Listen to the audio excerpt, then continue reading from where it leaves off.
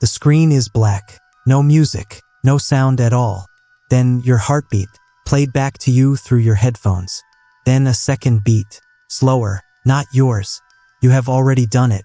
Not in real life. Not yet. But in your mind, in the private cinema behind your eyes at 2 a.m., you have done it more times than you want to count. The driver who didn't look back. The coworker who stole your idea in front of everyone. The person who looked through you like you were furniture.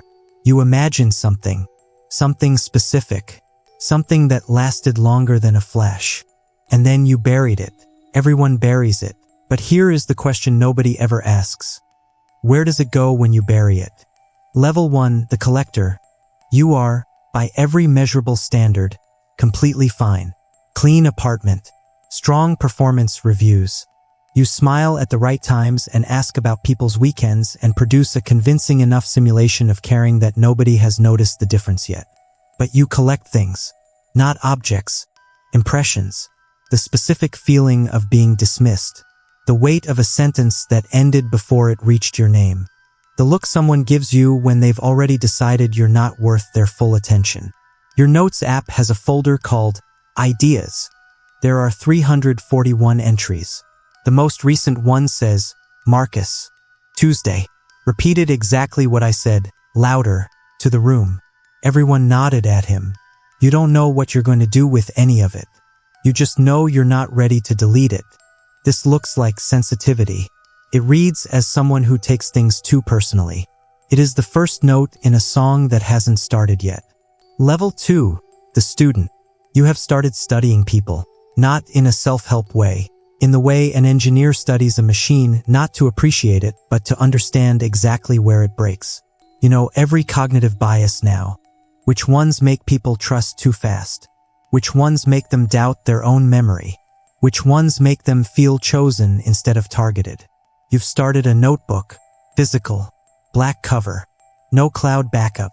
The entries are not feelings.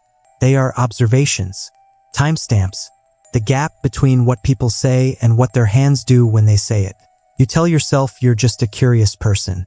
You tell yourself that every night before you close the notebook. By day you are excellent company, reliable, slightly private in a way that reads as depth.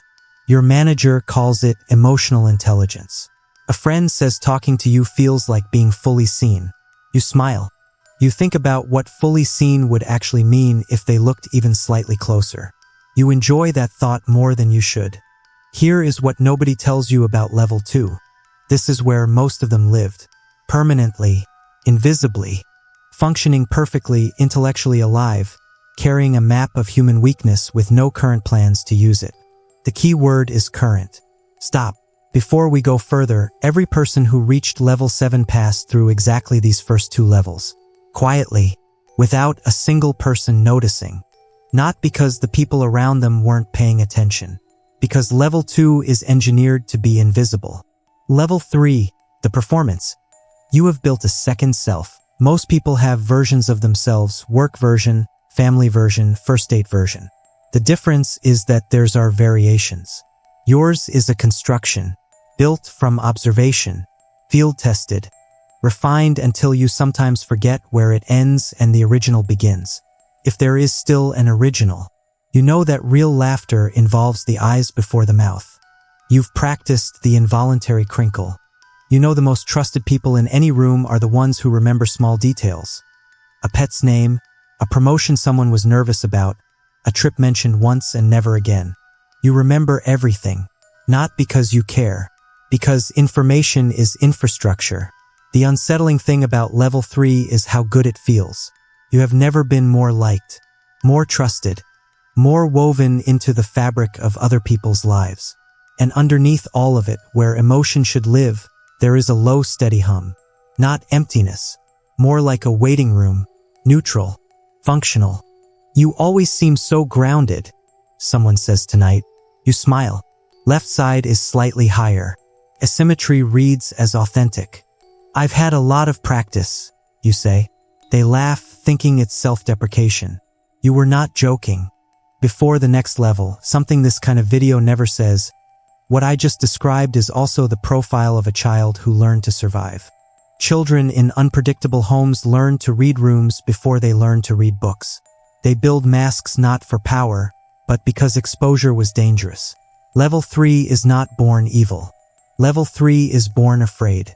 Then it forgot what fear felt like. Then something colder moved in to fill the space. Remember that. We'll need it at the end. Level 4, the first silence. Criminologists call it the threshold event. The moment where the internal voice, the one that says stop, the one that calculates consequences, goes completely quiet. For you, it's a Wednesday. Overcast. Unremarkable. Someone does something small. Selfish. Unconscious on their part, the kind of thing they'll forget by morning.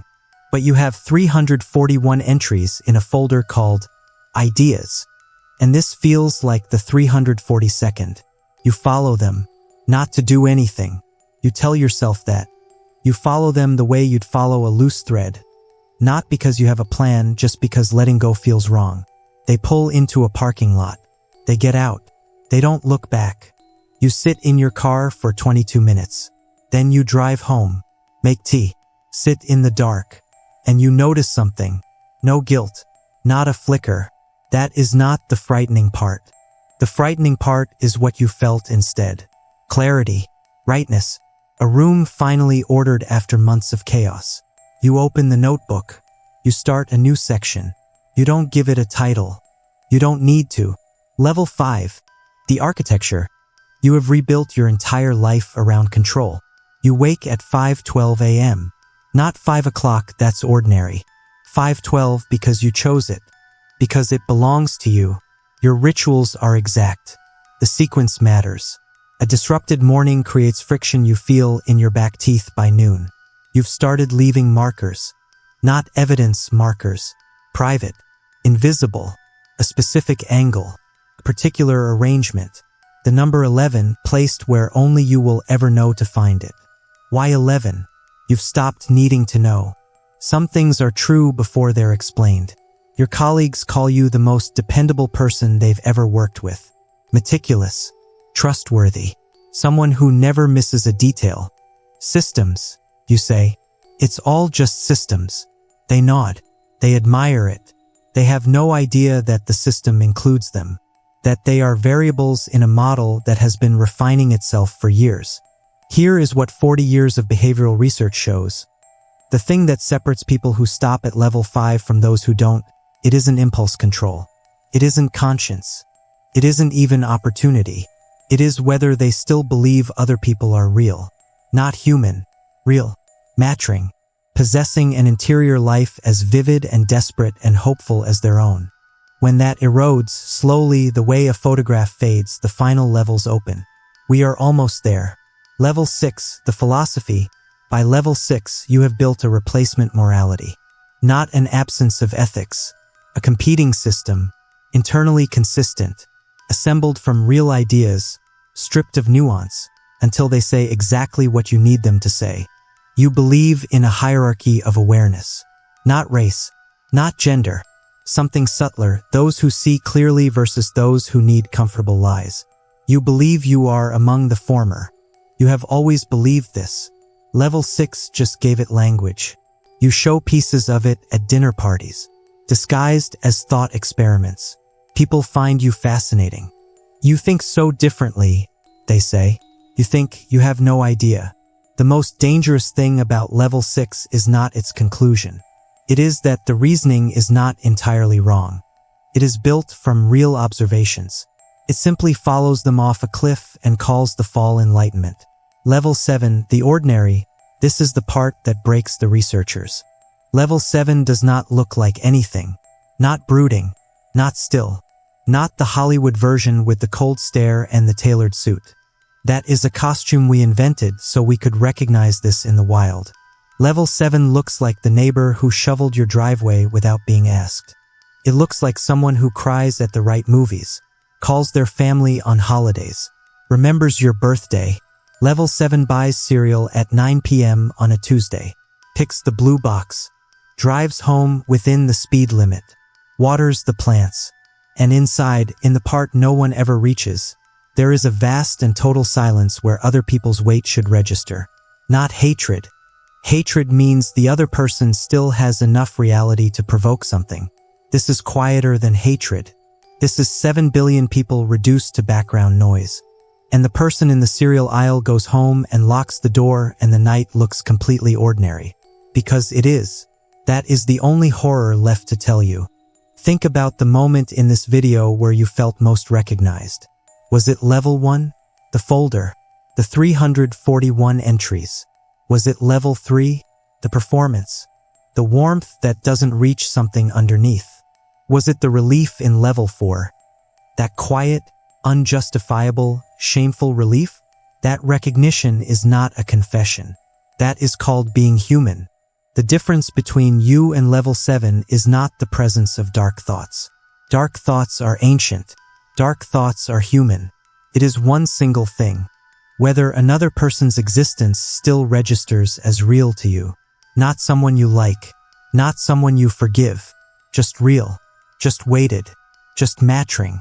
That registration, that quiet daily choice, is the only wall that has ever existed between ordinary life and everything we just walked through. Can erode. Can also be rebuilt. Step by step. Starting today, you close this video. Marcus sends you a message. The tone lands sideways the way it always does. You feel it. The folder with 341 entries opens one eye. You sit with it. You don't bury it. You don't feed it. You write back. Neutral. Clean. You send it. And in that single invisible moment, you chose exactly who you are. Not forever. Just today. Just this one message sent instead of the other one. Turns out that is always how it works. Both directions. Psychology doesn't explain evil. It explains the path. The path starts somewhere ordinary. Subscribe, we go deeper every week.